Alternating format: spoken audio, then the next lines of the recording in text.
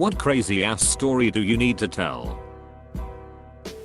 TL. Doctor narrowly avoided being sent to prison for 10 to 20 years for several drug crimes and instead paid minimum fines due to some quick thinking and taking a huge risk late to the party. But when I was in high school and the few years after, my primary source of income was selling pot. One day I was just hanging out at home with the GF. We went to the Circle K a few houses down and got some beer.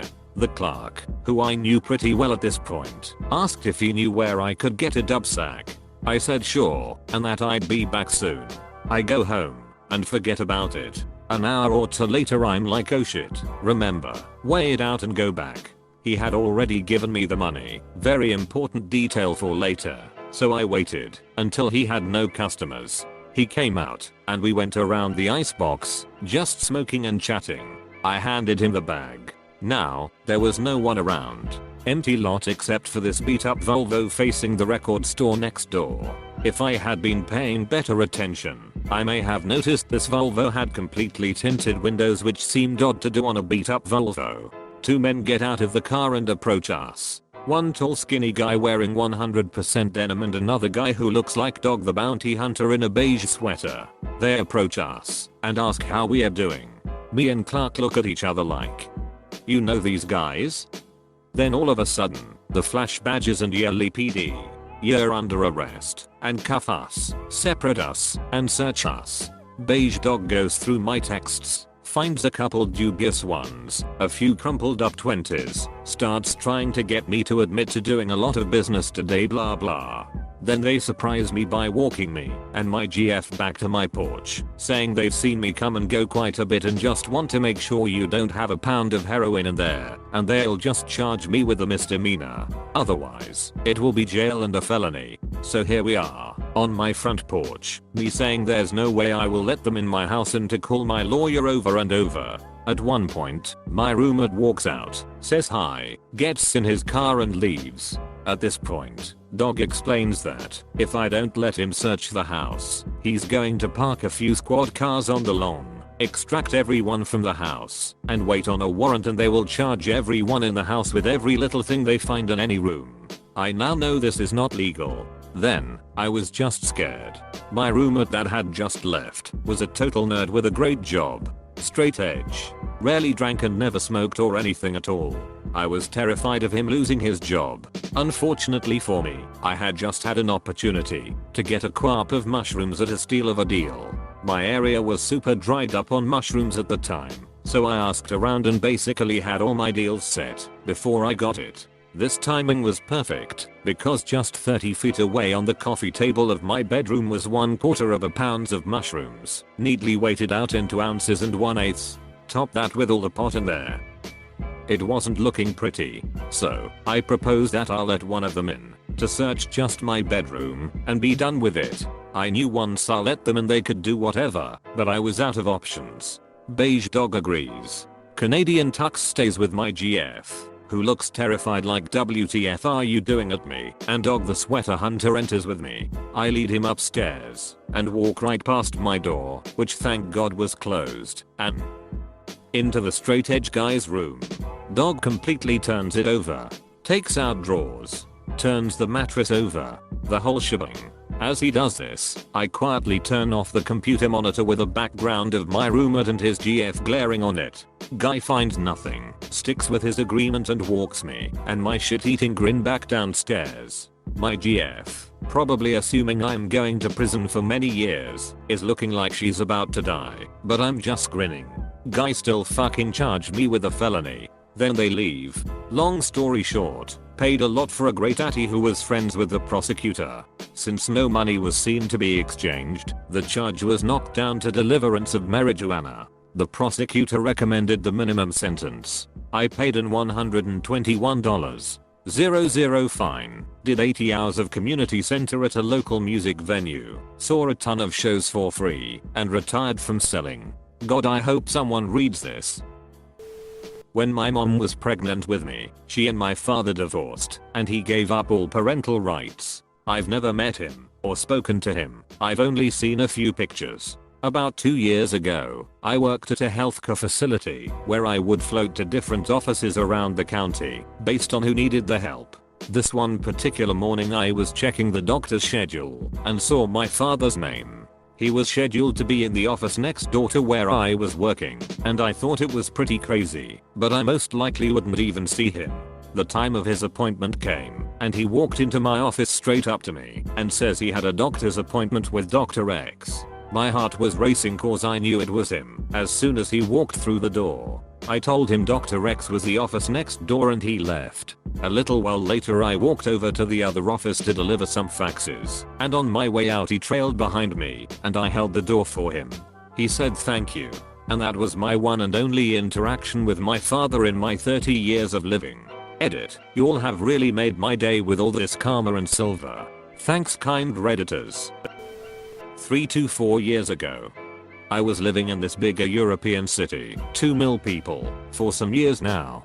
I went with a girl to a pub, and since all tables were full, we sat at the bar. There was an older guy sitting next to me, 50-ish, white hair, smoking a cigar, who kind distracted me because he reminded me of my uncle. Now mind, my uncle was living in the US for around 25 years already. He didn't look like that dude, nor did he act too similar. That bar guy just had some gestures that reminded me of him, mixed with the look of another distant relative. So the girl I was with goes to the toilet, so I can't hold back anymore and look this dude in the eyes and tell him he reminds me of my uncle. He jokingly asks, what's his name? I tell him, and also tell him Wheel. He lives in the US and works in field _of_ work. And then the guy looks stunned and tells me the names of my whole fucking family. Turns out he was the flatmate of my uncle 30 years ago for about half a year. That was definitely one of the weirdest bar stories I experienced. TLDR. Went to bar in big city. Guy reminds me of my uncle. I tell him. Turns out he was my uncle's flatmate 30 years ago for half a year. Uncle lives on another continent for 25 years now.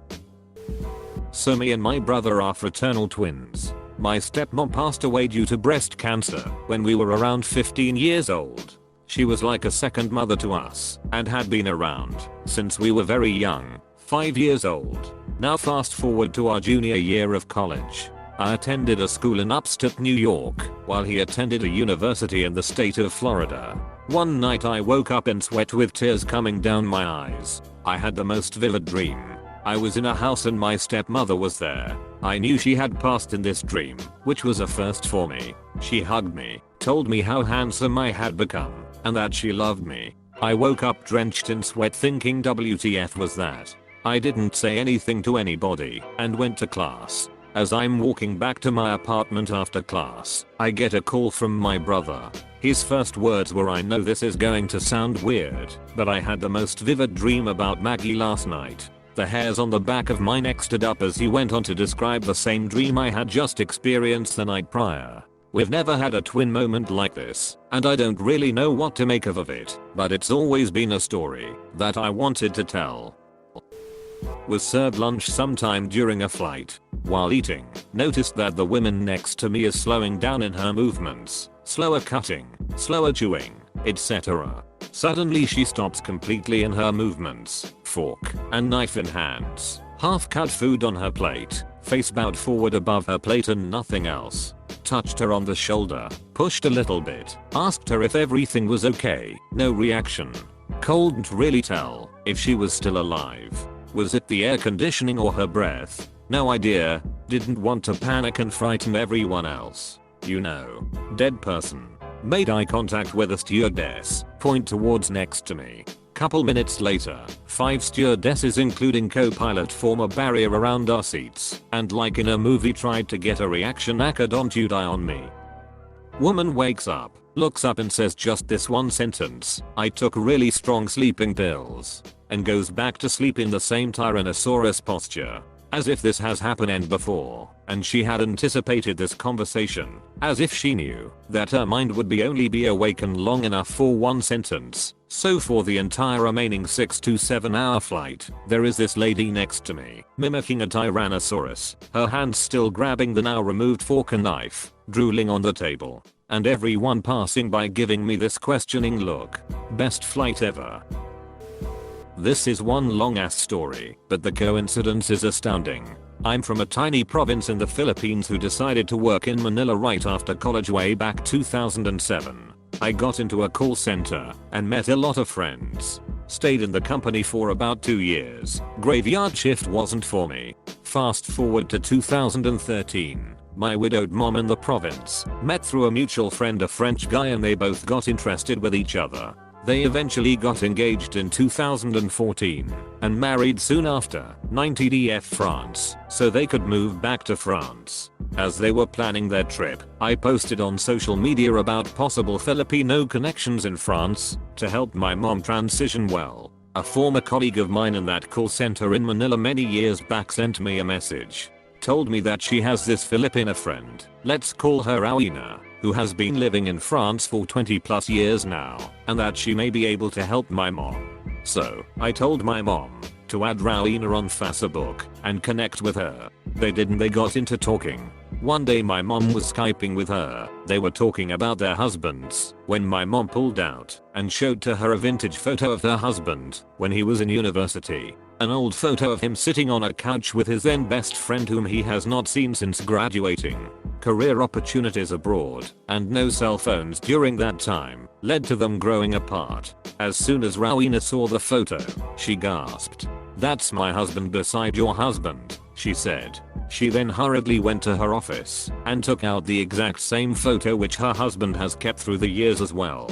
After a few shocks and tears, two long lost best friends were able to catch up after nearly 40 years. TL.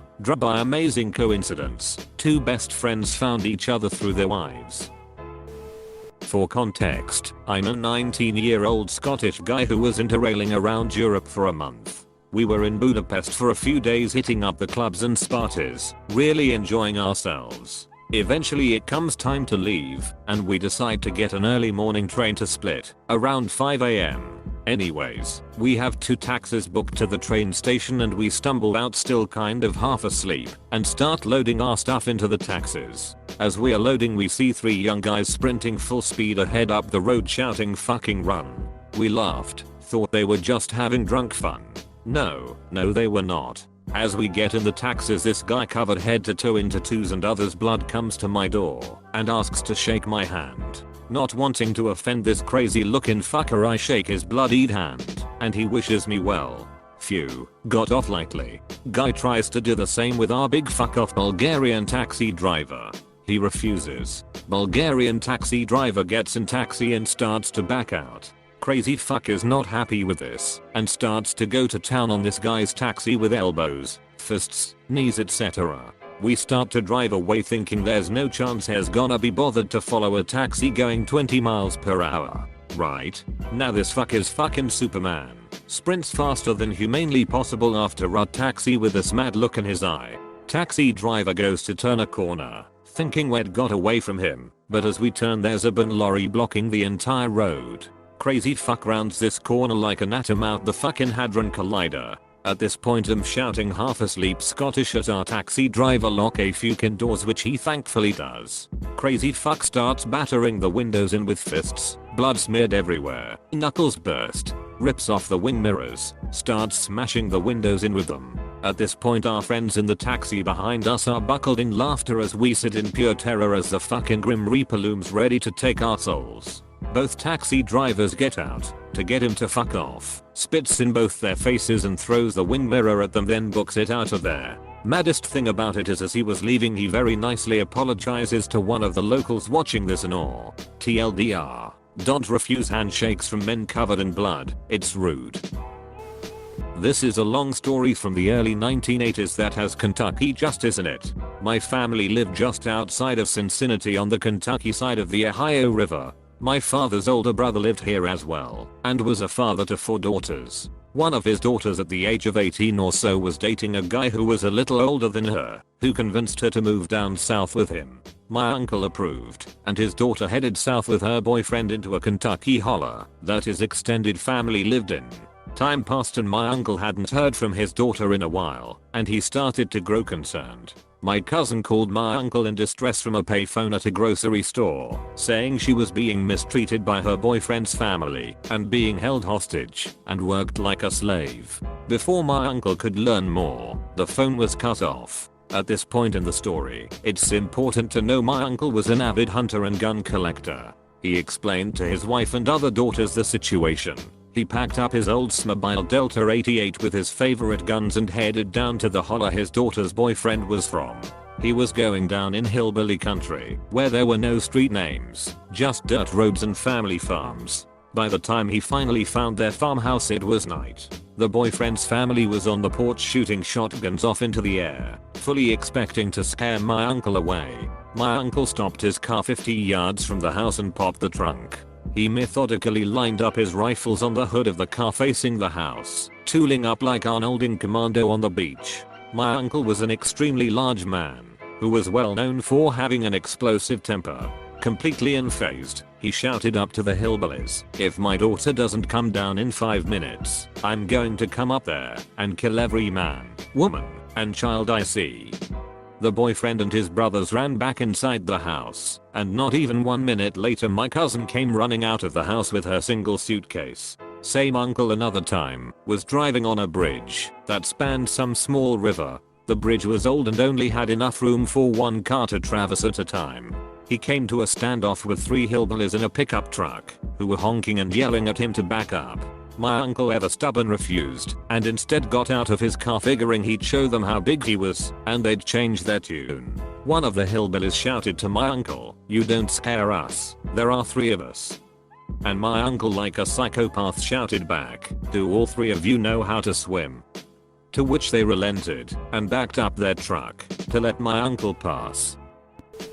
A little while back my roommate was contacted by a wealthy man in the area who wanted to pay her to be his live-in pet for an entire month. She thought that this was a cute-asy way of saying that it was a sugar daddy/baby arrangement. Turns out what he actually meant was that she would be given room, board and a very healthy allowance to spend a large portion of her day dressed as a cat, walking on her hands and knees, eating out of a bowl, using a litter box, and, yes, sleeping in a little cage at night. Sex wasn't even on the table. He was only interested in having a human cat for a month. She seriously considered the offer for a weekend, and then politely declined. Edit: this allowance would have covered her college tuition for the semester. He knew what he wanted, and was very motivated.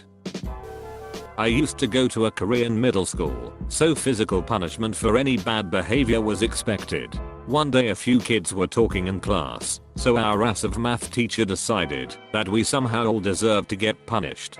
He told us to kneel on our desks and started hitting us on the thigh one by one. We all complained, but figured we'd just get it done with and get back to class. But one of my classmates completely snapped. He pulled out a knife from his pocket, eyed why he had one, and put it towards the teacher's throat and threatened to kill him. At that moment I was genuinely afraid I was about to witness a murder and was scared. But for some reason every single one of my classmates was laughing at this situation. I still don't understand why, but thankfully there was no murder. The kid just ran off to the front office BC he realized he fucked up and came back begging for forgiveness. Somehow he never really ended up getting punished. The cops weren't called, no trial, no suspension, nothing. He did get forced to transfer to a new school, but he didn't get hit with a single thing that would stay on his record. When I was learning to fly at a sketchy flight school, I was doing a pre-flight check flight, close to the end of the program. I was doing the run-up in a Cessna when I smelled something. "Do you smell that? Smells like gas," I say. Instructor, 21Y/O, shrugs. Annoyed, I open the door, and there is a spreading puddle of that gas under the plane. Shit. The instructor panics, "Stay in the plane, I'll get help," and runs off. As soon as I got the engine off, I noped out of there and watched the plane dump all its fuel on the runway. They kindly gave me another plane and instructor. They fixed their plane, and a month later, I read about the same plane crashing due to fuel issues. 1 fatality, no significant repercussions for company. Years ago I was hitchhiking north of Richmond, Virginia when a car with 2 dudes picked me up. We got to chatting, and it turns out they were headed to their friend's place to shoot guns, and asked me if I wanted to join. I asked if his friend would be okay with a random homeless-esque fellow shooting his guns, and he said hell, just pretend to be my cousin from Seattle. So instead of sitting on the highway in 100-degree weather, I spent an afternoon eating hamburgers, shooting guns, and blowing shit up with bags of tanner right on some random duty employee's woodland property. Don't remember your name, dude, but you were the man. Thanks for a great memory. I stole my own car back once. I used to restore classic cars. I had the most valuable one I've ever had at a body shop, and he took forever to finish it. He had painted other cars for me, but apparently developed a drug problem. I would check on the car every week to see if there was any progress. Finally, after a year, he told me he painted 90% of it, but he's asking for more money than we originally agreed. I drive there on a Friday afternoon unannounced and see my car outside the shop, worth a ton of money, with the shop owner nowhere in sight. His neighbor told me he had left the car outside for 3 days and several people have tried to steal it. So I call a tow truck and tow it to my garage right away. On my home, the shop owner calls me over and over again. He thought somebody stole the car. He kept calling me for months. I never responded.